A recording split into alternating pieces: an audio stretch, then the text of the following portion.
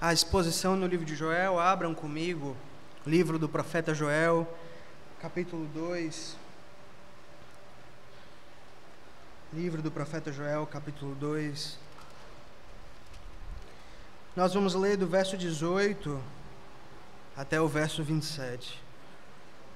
Joel, capítulo 2, verso 18 ao verso 27.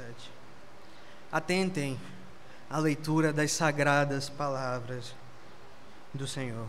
Vou começar a ler do 17.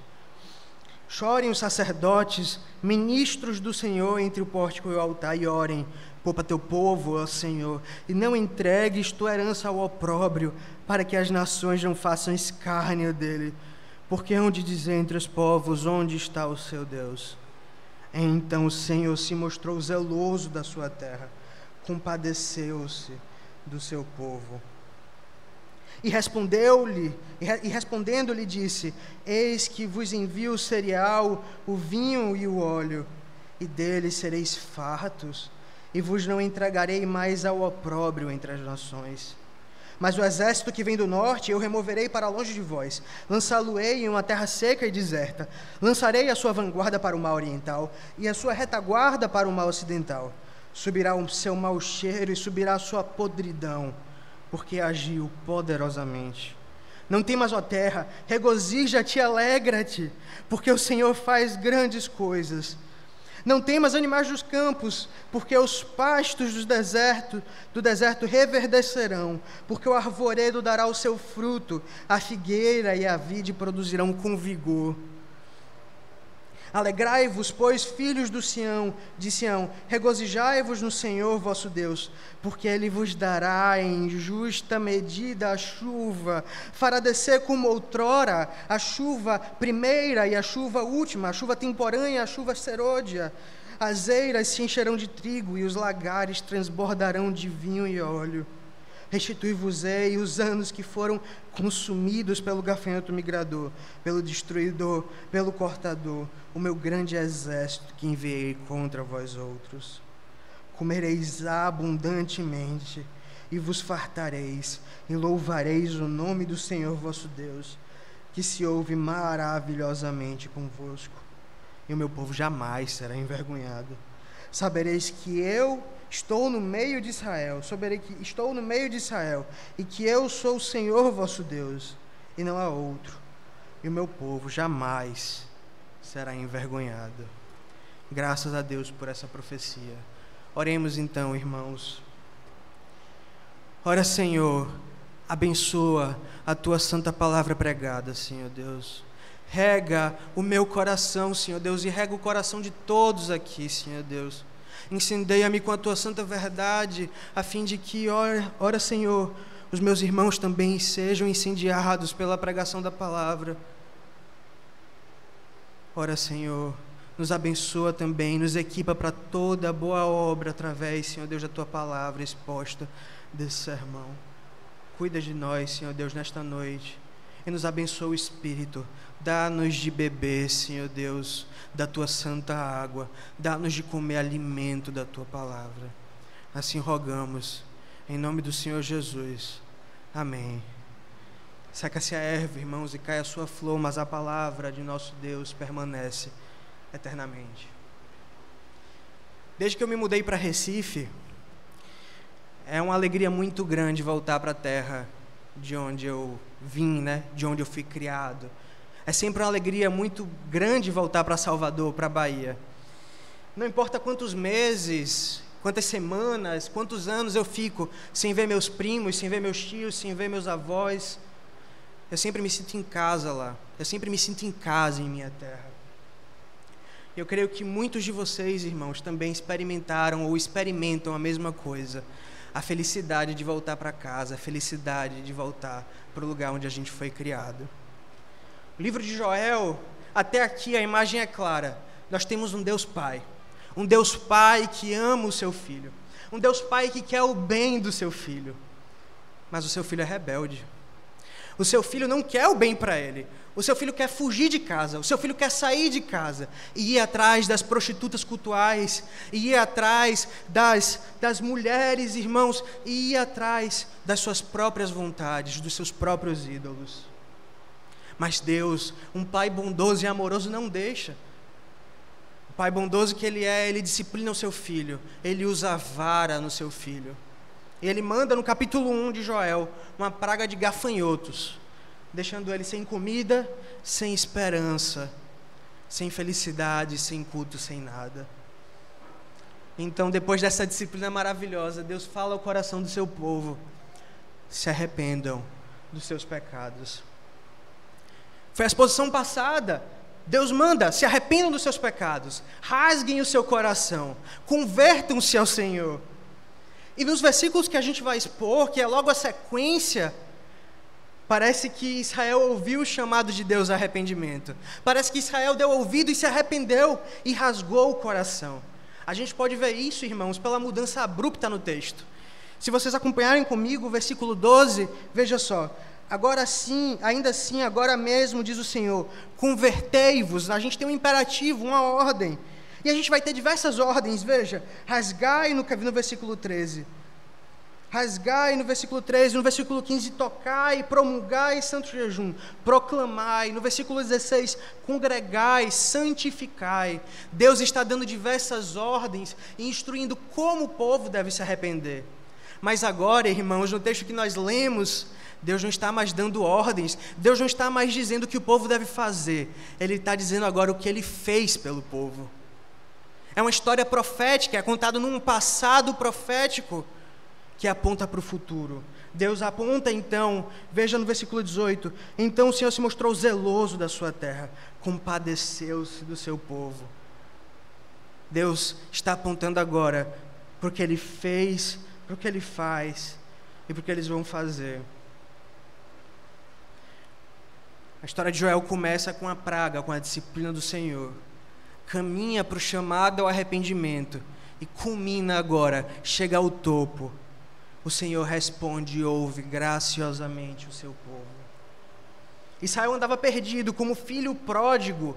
O Israel andava tão perdido que, como filho pródigo, mendigava comida entre os porcos. Mas quando eles pedem perdão, quando eles enxergam o resultado da disciplina, eles têm um pai que recebe de braços abertos, irmãos. O pai restitui toda a herança de Israel. O pai provê um maravilhoso banquete e fala promessas maravilhosas ao coração do seu filho. Rever as pessoas que nós amamos é muito bom, não é? Voltar para nossa casa é algo maravilhoso, para a terra que nós morávamos. Quão melhor é voltar para a casa do nosso pai. E eu sei que muitos de vocês não estiveram tão perdidos assim, nasceram lá cristão e não se afastaram como se afastou o filho pródigo. Mas todos nós podemos experimentar as alegrias de estar de volta na casa do nosso pai.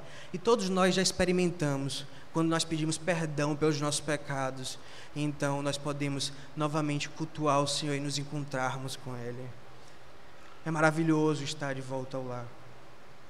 Caminhando então para a exposição do texto, vamos ler novamente o versículo 18. Então o Senhor se mostrou zeloso da sua terra, compadeceu-se do seu povo. Deus tem misericórdia de Israel, Israel grita, Israel clama e Deus ouve o clamor do povo. Deus tem misericórdia, Deus é zeloso pela sua terra. Todas as terras do mundo pertencem ao Senhor. Mas Israel é a terra prometida, é a terra pactual do Senhor. É a terra onde o Senhor prometeu desde Abraão habitar com o seu povo, junto ao seu povo, no meio do seu povo. E o Senhor vai dizer: vocês já maltrataram minha terra com muitos pecados por muito tempo. A terra está sofrendo por sua culpa, Israel. Agora eu vou restaurar, porque eu sou zeloso pela minha terra. Mas não só isso, irmãos, porque eu tenho piedade do meu povo. Nós temos um Deus clemente. Nós lemos isso na semana retrasada, quando eu tive a oportunidade de expor o versículo 12 ao versículo 17. Veja no versículo 13: rasgai o vosso coração e não as vossas vestes, Convertei-vos ao Senhor, vosso Deus, porque Ele é misericordioso, compassivo e tardio em irar-se. O nosso Senhor é bondoso e Ele é tardio em irar-se. Ele é misericordioso, Ele tem piedade. Ele tem misericórdia do seu povo quando eles se arrependem. Lembrem comigo, irmãos, também da pregação passada, no versículo 14, em que o povo se ajunta para o arrependimento e Joel fala que eles devem esperar uma única bênção do Senhor. Vejam qual é essa bênção. Versículo 14: quem sabe não se voltará, se arrependerá e deixará após si uma bênção, uma oferta de manjares e libação. O povo quer o culto ao Senhor, e é a única bênção que eles esperam. O povo aprendeu a lição, e ele vai atrás do culto ao Senhor. Mas nosso Deus é misericordioso e bondoso demais para dar só isso. O nosso Senhor é muito bom e Ele nos dá muito mais do que nós podemos imaginar, pensar e sonhar.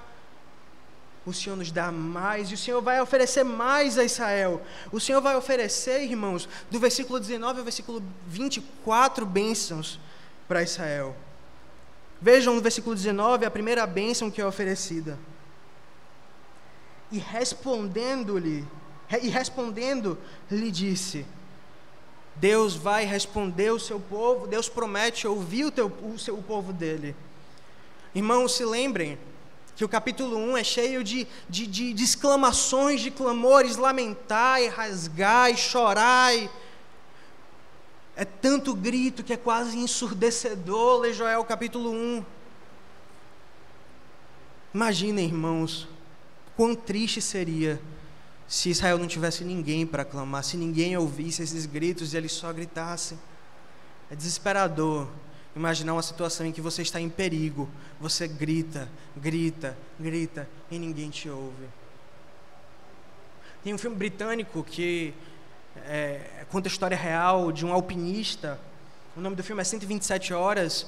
Conta a história real de um alpinista que vai se aventurar pelos canyons lá do Parque Nacional Grand Canyons nos Estados Unidos, e ele se afasta da civilização. Ele começa a descer, né, uma garganta rochosa, uma pedra escorrega, cai e ele cai junto, no fundo de uma garganta. Se eu não me engano, são quase uns 40, 50 metros para baixo. Ele está longe de toda a civilização, e é agoniante o filme porque ele grita, grita, grita, e não tem ninguém para atender os clamores dele, ninguém que ouça o pedido de socorro. Mas a boa notícia é que nosso Deus Yahvé não é dessa forma. Ele está em todos os lugares e Ele ouve quando o seu povo clama. O salmista, no Salmo 30, descreve que ele está nas profundezas, no fundo do poço, no mais profundo abismo, e ainda assim, o Senhor, o Deus do pacto, ouve quando ele clama. Que verdade maravilhosa que nós temos! Nós podemos gritar por socorro, o povo de Israel vai ser ouvido quando gritar por socorro. Yahvé ouve seu povo, e essa é a primeira bênção que ele traz ao seu povo. Continuemos então na leitura do versículo 19 e prestemos atenção na segunda bênção que ele oferece. Respondendo-lhe disse: eis que vos envio o cereal e o vinho e o óleo, e deles sereis fartos.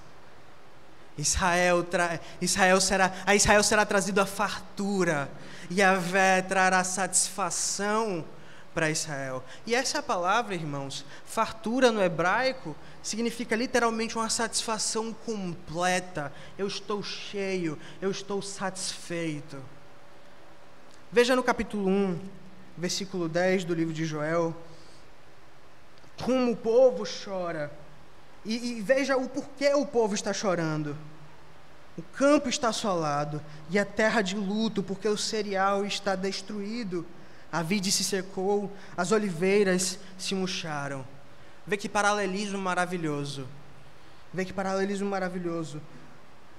O cereal está destruído, a vide se secou e as oliveiras se murcharam. E no versículo 19, o cereal, o vinho e o óleo são restaurados ao seu povo. O mesmo Deus que tira quando é necessário, o mesmo Deus que disciplina, é o Deus que dá de volta, e é o Deus que dá de volta com fartura. Dá de volta a ponto de nós estarmos satisfeitos. Deus, Ele é a fonte de juízo do seu povo que não se arrepende. E Ele é a fonte das bênçãos e da prosperidade do seu povo penitente. Ele é a fonte das bênçãos do seu povo que se arrepende. Abram comigo, irmãos, no Cântico de Romagem, Salmo 126. O salmista vai falar de uma restauração, de uma renovação, de uma restituição. Veja a linguagem maravilhosa que ele usa. A partir do versículo 4. Restaura, Senhor, a nossa sorte, como as torrentes do Neguebe. Os que com lágrimas semeiam, com júbilo ceifarão. Quem sai andando e chorando enquanto semeia, voltará com júbilo, trazendo os seus feixes. Nós vimos que o povo de Israel, do versículo 12 até o versículo 17, chorou perante ao Senhor, se rasgou. E Deus promete, irmãos, que vai abrir a terra e vai fazer brotar fruto, mas não vai fazer brotar qualquer fruto, vai fazer brotar frutos fartos. Deus promete a Israel fartura, satisfação nele. Veja, irmãos, que é uma resposta também à oração de Israel. No versículo 17, que é a oração do sacerdote que nós lemos, na parte B, mais ou menos, é dito: poupa o teu povo, ó Senhor. E o Senhor Deus está poupando o seu povo. Eles não vão morrer de fome. Eles vão ter fartura. A oração do sacerdote no versículo 17 segue. Veja só: poupa o teu povo, ó Senhor, e não entregues a tua herança ao opróbrio, para que as nações façam escárnio dela. E essa é a terceira bênção. Deus não vai entregar o seu nome, o seu povo ao opróbrio. Veja no versículo 19 ainda, na parte C, no final: e vos não entregarei mais ao opróbrio entre as nações. Deus ouve a oração do seu povo, Deus traz fartura, e Deus faz uma promessa maravilhosa: vocês nunca mais serão envergonhados. É uma linguagem forte aqui, nunca mais. A melhor tradução é exatamente essa: nunca mais vos entregarei ao opróbrio. Indica uma promessa que não vai se cumprir nem aqui em Joel, nem no povo judeu. O cumprimento da promessa vai ser muito mais glorioso e muito maior. Nós veremos ainda no fim da exposição. A quarta e última promessa do Senhor para com seu povo se encontra no versículo 20, irmãos. Acompanhem comigo a leitura. Mas o exército que vem do norte eu removerei para longe de vós. Lançá-lo-ei em uma terra seca e deserta. Lançarei sua vanguarda no mar oriental e a sua retaguarda para o mar ocidental. Subirá o seu mau cheiro e subirá a sua podridão, porque agiu poderosamente. Deus vai destruir os inimigos do seu povo, e essa é a quarta bênção. Lembre-se que no capítulo 1 a praga é clara, são os gafanhotos. No capítulo 2, Deus vai começar, o profeta Joel, na verdade, vai fazer uma analogia dos gafanhotos com um exército de militares marchando em direção a Jerusalém. Mas nesses versículos que acabamos de ler, a praga agora toma proporções mitológicas. Por quê, irmãos? Porque na mitologia cananeia, o contexto onde esse texto foi escrito, existia um livro chamado Rai Shamra, que dizia que o norte era o lugar onde os deuses habitavam. Era como se fosse o Olimpo dos cananeus. A reunião dos deuses acontecia naquela região do norte. Então, o que está acontecendo aqui, por exemplo, nós vemos em Isaías capítulo 14, versículo 13, que Deus está sentado no trono do norte. E o que isso quer dizer? Que Deus desapossou todos os deuses dos seus tronos e se assentou como o único Deus. E aqui no texto, como nós vimos, o exército vem do norte. São como deuses, são como que heróis enviados por esses deuses. O inimigo, a praga nesse texto, é um vilão imparável. Ninguém consegue impedir o seu progresso. Eles destroem tudo ao seu redor. Mas quando o povo de Deus faz as pazes com Yahvé, quando o povo de Deus se arrepende dos seus pecados, todas as tropas de deuses que marchavam em direção a Israel, a Judá, são paradas. Elas cessam. elas cessam. Vejam, irmãos, no primeiro capítulo é dito que os gafanhotos deixaram a terra seca, a terra deserta. E Deus vai punir os gafanhotos, vai punir esse exército, mandando-os para uma terra seca e deserta. Tão grande é esse exército, tão grande será a sua queda.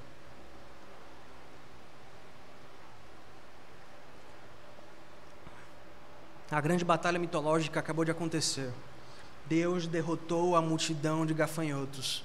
Deus derrotou a multidão de gafanhotos. E não há nenhum inimigo de Deus que se manterá em pé. O povo de Israel causou toda essa praga. Este povo não teve que pegar em uma arma de ferro para batalhar contra esse exército de gafanhotos. Novamente, irmãos, a arma deles foi descrita no versículo 12 ao versículo 17. Oração, lágrimas de arrependimento, conversão interna, confissão de pecados.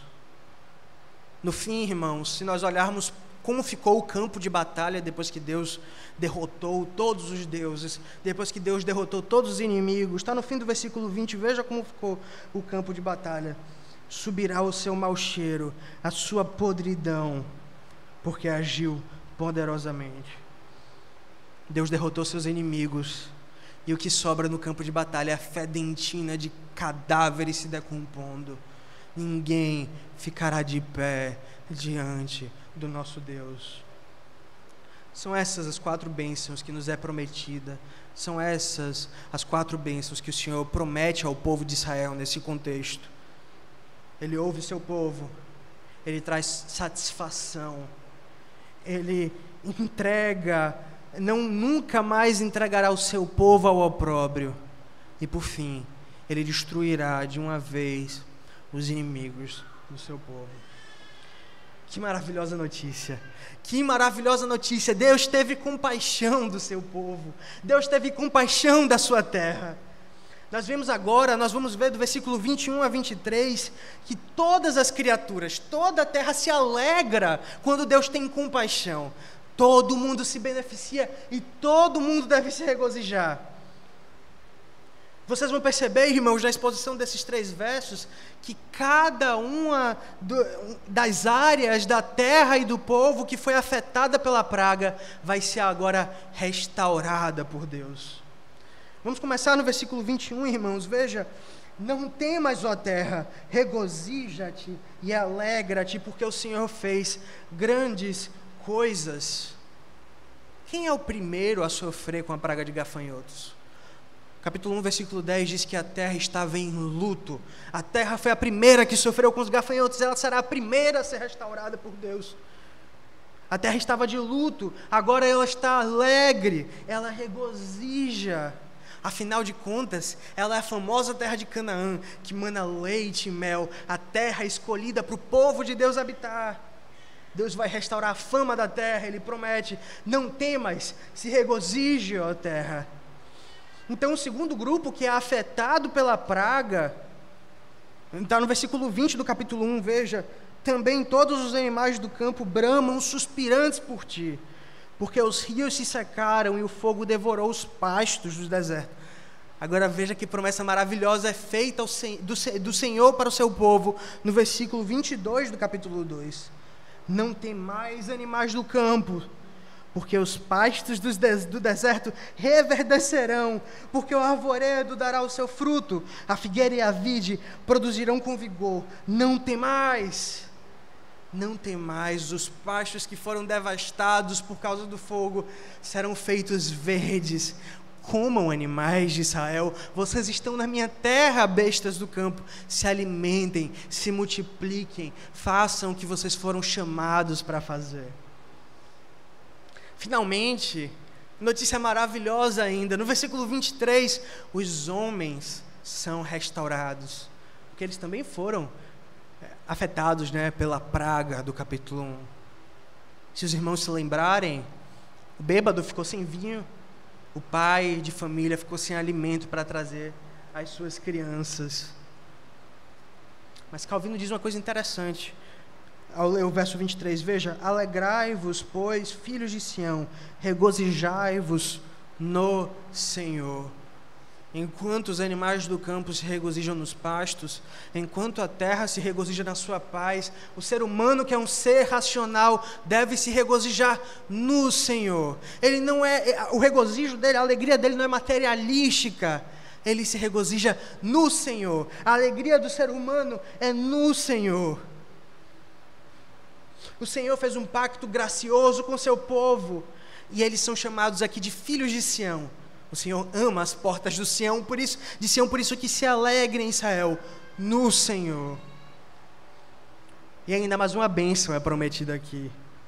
Acompanhem comigo, irmãos. Alegrai-vos, pois, filhos de Sião, regozijai-vos no Senhor, vosso Deus, porque Ele vos dará em justa medida a chuva.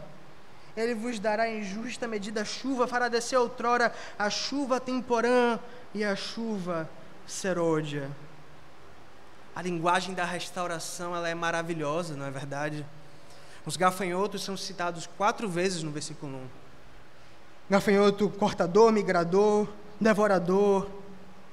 A chuva é citada 4 vezes para enfatizar: Deus está restaurando tudo que esses gafanhotos comeram, nada vai ficar sem restauração. A terra, do versículo 16 ao versículo 20, é descrita como seca, em chamas. Deus vai fazer cair a chuva, a chuva, a chuva, a chuva em abundância. A chuva vai cair sobre a terra. O Senhor do pacto, Deus Yahvé, vai trazendo restauração ao seu povo, ponto por ponto do que foi perdido no capítulo 1. O Deus pactual demonstra a sua graça, a sua misericórdia, restituindo e reestruturando tudo o que foi criado para ser bom e estava sendo ruim. Ele está revertendo o seu juízo. E todos os pontos desse texto apontam para os primeiros textos de Joel. Deus mandou a praga, Deus vai restituir todas as coisas que Ele tirou. Graças a Deus, irmãos, toda criatura, toda criação deve se alegrar em Deus por conta disso. Vocês se lembram que no versículo 3 do capítulo 1, é dito que a praga de gafanhoto será feito um monumento da justiça de Deus, do Deus juiz. Veja, narrai isso aos vossos filhos, e vossos filhos façam a seus filhos, e os filhos deixem a outra geração.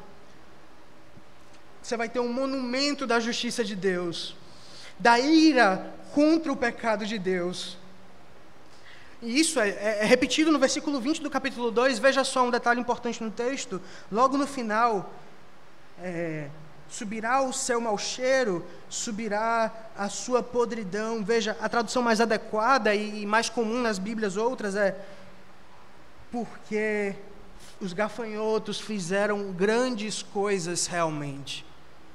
É contraposta maravilhosamente pelo versículo 21, em que é dito: não temas, ó terra, regozija-te e alegra-te, porque o Senhor faz grandes coisas. Se os gafanhotos fizeram grandes coisas, o Senhor faz grandes coisas, e a sua bondade, e a sua misericórdia, e a sua paciência, a sua longanimidade, a sua clemência, a sua bondade, são monumentos da graça, são monumentos, irmãos, do seu ser, da sua misericórdia. A chuva, a restauração é monumento de que Deus é um Deus compassivo, e é um monumento infinitamente maior do que o capítulo 1, versículo 3.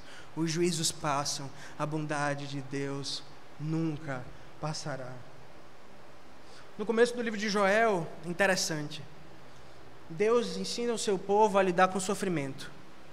O povo não deve fingir que não está sofrendo. O povo deve lamentar, deve chorar, deve sofrer. Mas agora, do versículo 21 ao 23, o nosso Senhor está ensinando ao seu povo a lidar com a abundância.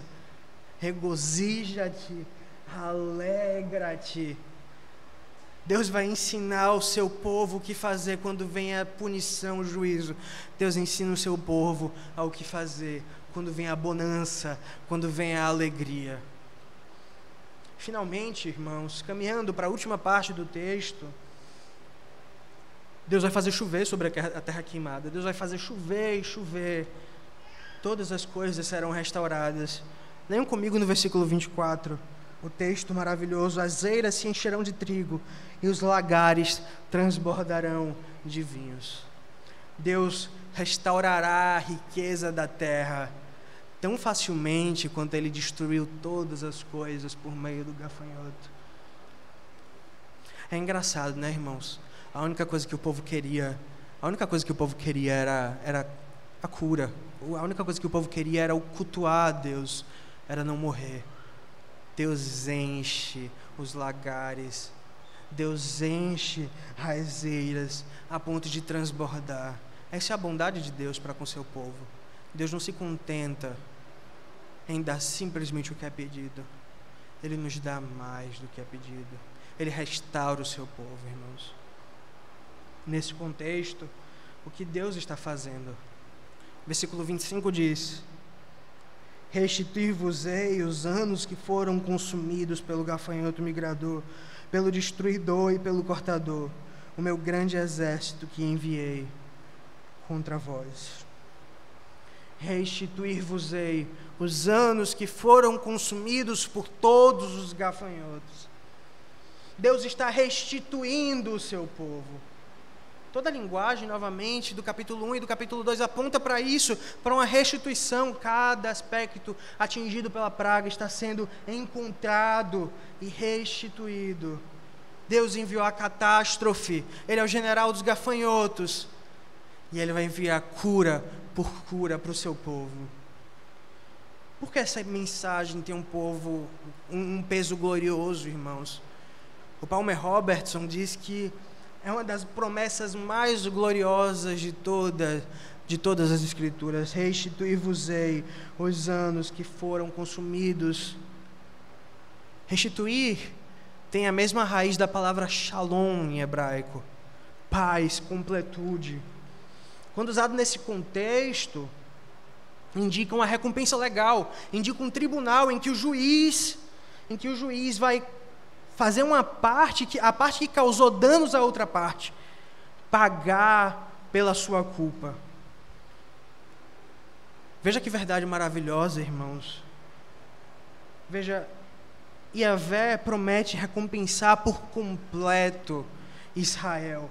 Yahvé promete recompensar por completo Israel por todo o dano que a praga de gafanhotos causou, mesmo tendo sido culpa de Israel. No tribunal, Israel é culpado, e Deus, Ele é livre, Ele não tem culpa alguma. Mas ainda assim, Israel não é apenas absolvido, Israel não é apenas perdoado do seu pecado, mas a Ele é dado muito mais. Restituir-vos-ei os anos que foram consumidos. Que promessa maravilhosa! Como Deus é misericordioso, irmãos! O que fazer mediante essa graça? O que fazer mediante a tantas coisas boas que o Senhor promete a Israel? Vejam no versículo 26. Comereis abundantemente e vos fartareis e louvareis o nome do Senhor vosso Deus, que se ouve maravilhosamente para convosco. O meu povo jamais será envergonhado. Da turbulenta noite fez-se manhã. Do crepitar dos gafanhotos surgiu a paz, surgiu o silêncio. Da fome as eiras se encheram, da miséria os lagares transbordaram. O que fazer, irmãos? O que fazer diante disso? Louvar o nome do Senhor, que nos deu todas as coisas em abundância. Louvar o nome do Senhor, que nos proveu uma salvação maravilhosa. Veja, se não é isso que o salmista faz no Salmo 18. Salmo 18, abram comigo as suas Bíblias no Salmo 18, versículo 48 a 49. Salmo 18, versículo 48 a 49.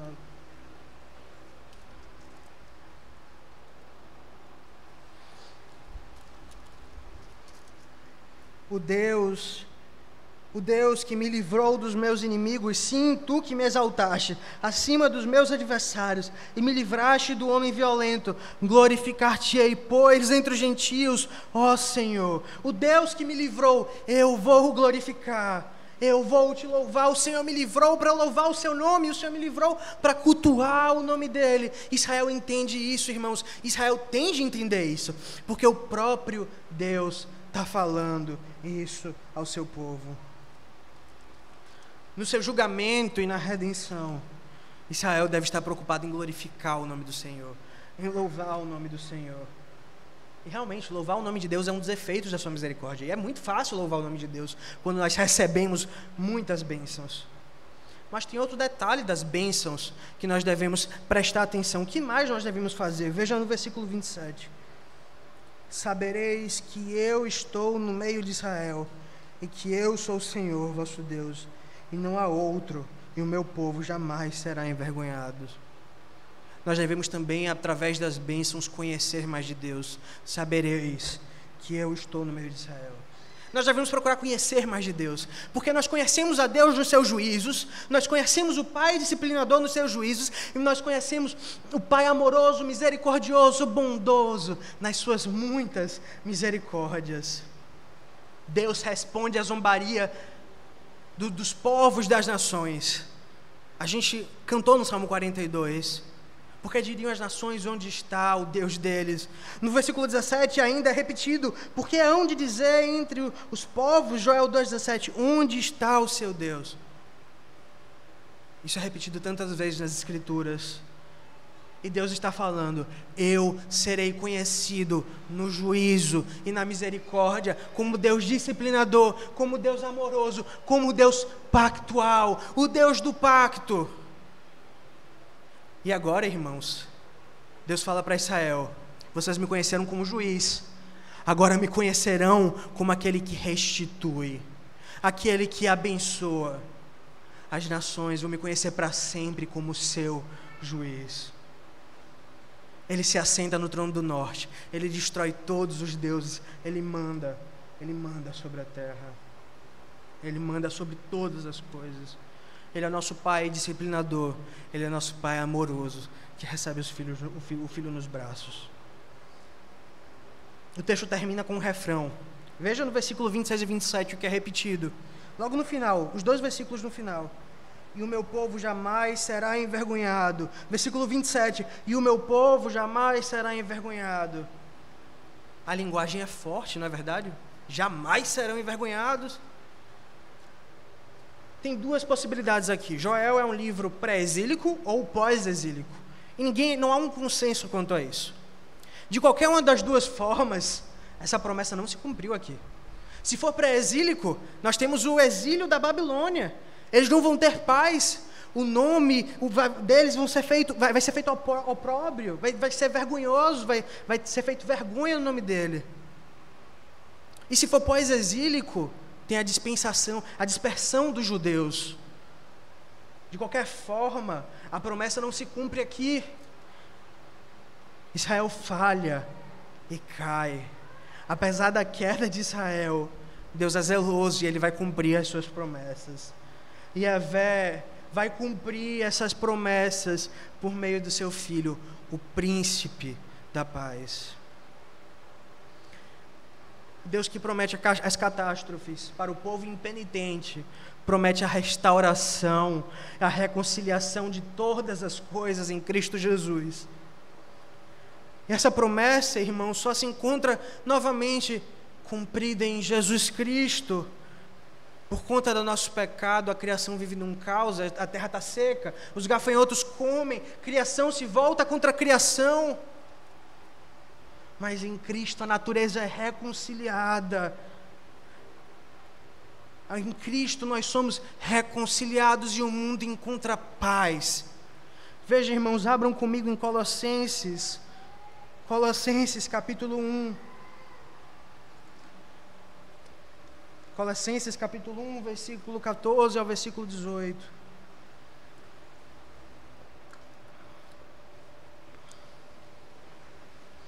Leiamos, versículo 14.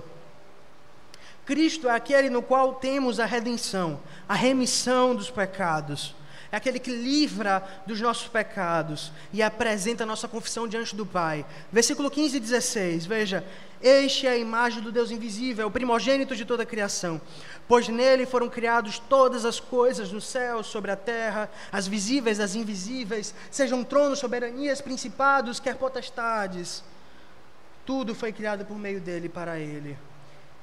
Todas as coisas foram criados por ele e para ele. No versículo 17, ele é antes de todas as coisas. Nele tudo subsiste.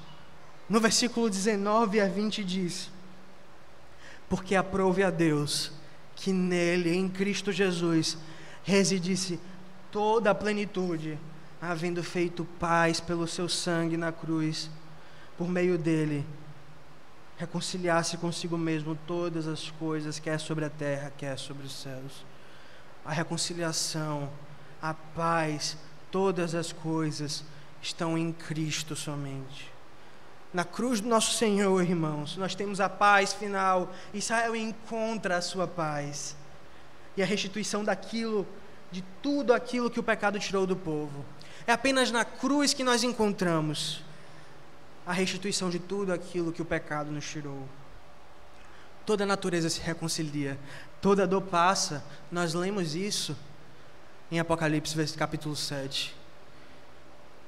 Quando nos achegarmos perto do nosso Senhor Deus, por meio de Jesus Cristo, Ele enxugará as nossas lágrimas e nos dará descanso. Somos reconciliados por Ele, por meio dEle e para Ele, com todas as coisas. E ainda é prometido uma coisa maravilhosa a nós, irmãos: seremos restituídos de uma vez por todas nos céus de todos os danos por nossos pecados. Finalizando a exposição do texto, permitam-me fazer algumas breves aplicações sazonais e importantes para os tempos que vivemos, irmãos. Em primeiro lugar, que esperança maravilhosa tem um pecador arrependido que volta para casa. Na parábola do filho pródigo, depois de ficar sem comida, o filho volta e o pai ouve, e o pai vê ele voltando. Ele quer ser aceito como um servo, ele quer visitar a casa do pai como um servo, quer morar na casa do pai como um servo. O pai fala para ele: não, servo, filho, você é o meu filho. Abre um banquete farto para ele, uma coisa maravilhosa, irmãos. Graças a Deus, é assim que nós somos recebidos quando voltamos para casa. É assim que nós somos recebidos quando nós voltamos para casa, como um filho querido e amado. E nosso Pai prepara um banquete maravilhoso para que nós ceamos com Ele, que nós possamos cear com Ele. Depois de uns anos que eu cheguei aqui em Recife, irmãos, eu decidi, pela graça de Deus, pela bondade de Deus, fazer minha pública profissão de fé. E eu fui ao conselho da igreja, né, conversando com um presbítero lá, o presbítero triste, né, com um semblante triste e ao mesmo tempo esperançoso, falou para mim: eu queria muito ter sido convertido por Deus quando ainda jovem, para poder servir ao Senhor desde os meus anos da juventude. Como eu queria servir ao Senhor desde jovem. Eu, infelizmente, na época não conhecia essa verdade maravilhosa, mas eu queria muito poder ter conversado com Ele, que esse desejo é certamente maravilhoso, que todos tenham esse desejo de servir ao Senhor desde jovem, mas que existe uma promessa maravilhosa que o Senhor faz e que pode alegrar o seu coração. Deus vai restituir os anos que foram perdidos e que foram consumidos pelo gafanhoto, irmãos. Eu queria poder falar para ele que Deus vai restituir os anos que foram consumidos e comidos pelo pecado.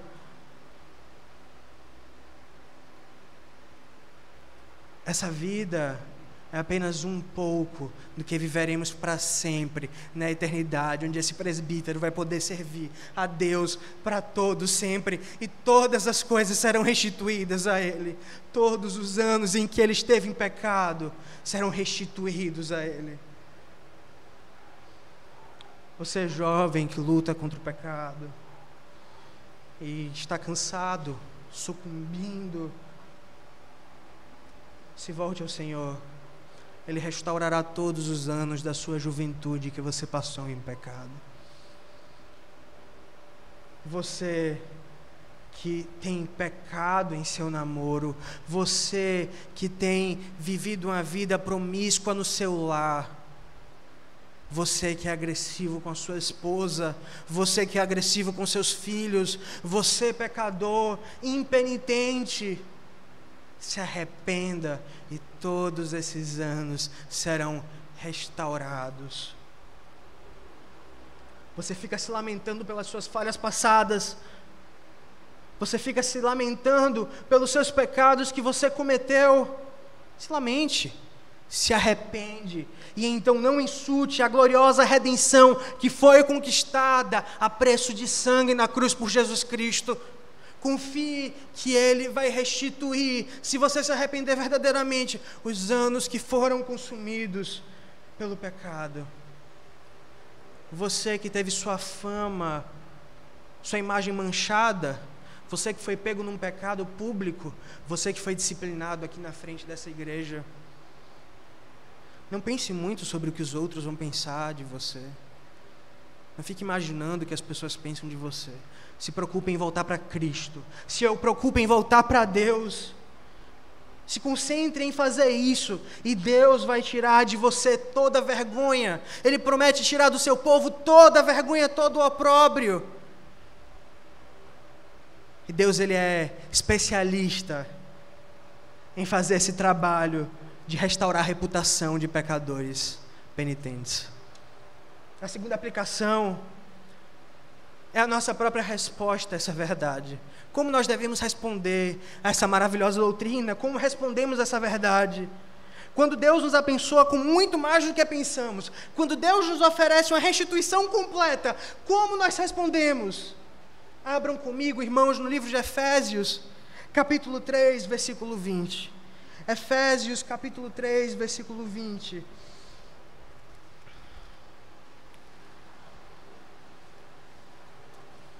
Mantenham seus olhos na Bíblia, irmãos, mas vejam que o apóstolo não diz aquele que é poderoso para fazer o que pedimos ou pensamos. O apóstolo não diz aquele que faz mais do que pedimos, do que pensamos.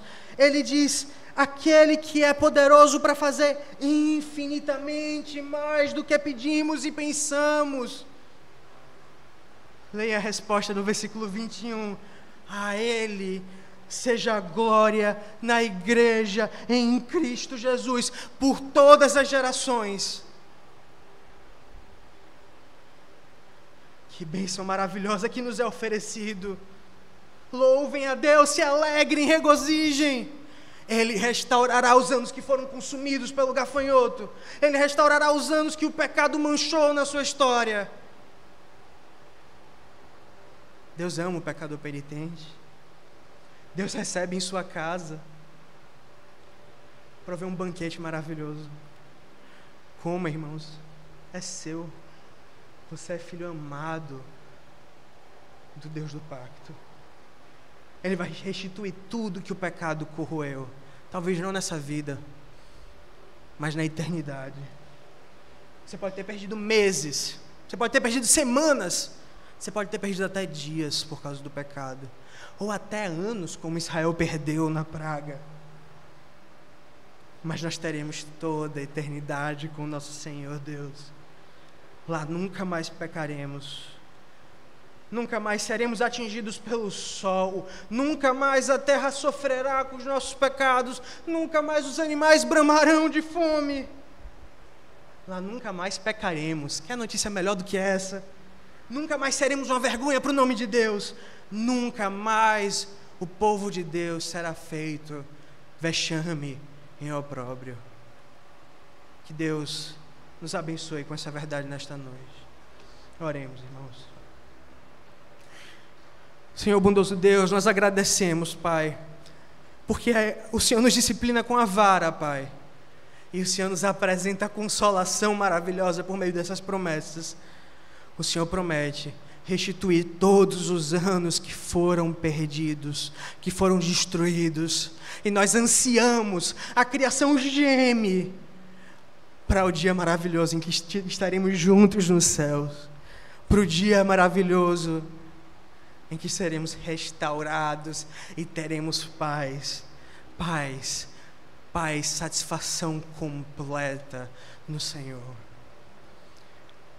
Enche o nosso coração com essas verdades, Pai. Apesar de mim, do pregador, faz com que essa palavra não volte vazia, Senhor. Essa é a esperança do teu povo. A palavra não volta vazia. Em nome de Cristo Jesus nós oramos. Amém. Em resposta